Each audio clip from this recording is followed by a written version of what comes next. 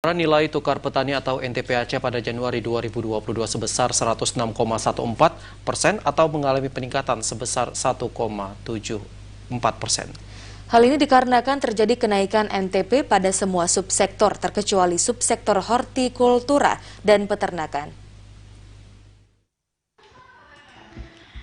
Jika dibandingkan dengan subsektor tanaman pangan, perkebunan rakyat, perikanan, maka nilai tukar petani subsektor hortikultura dan peternakan mengalami penurunan.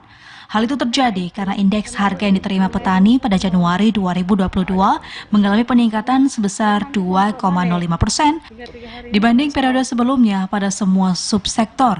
Sementara indeks harga yang dibayar petani di Aceh juga naik sebesar 0,31% ketimbang periode sebelumnya pada semua subsektor.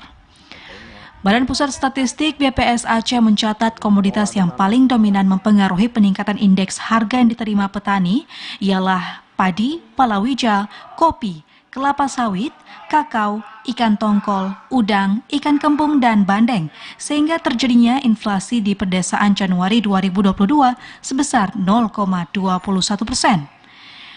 Periode Januari 2022, harga gabah kualitas GKP di tingkat petani mengalami kenaikan sebesar 2,94% atau senilai Rp142 menjadi Rp4.979 per kilogram.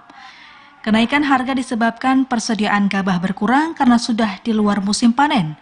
Demikian juga di tingkat penggilingan, harga gabah GKP naik sebesar 2,71% atau Rp133 menjadi Rp5.045 per kilogram.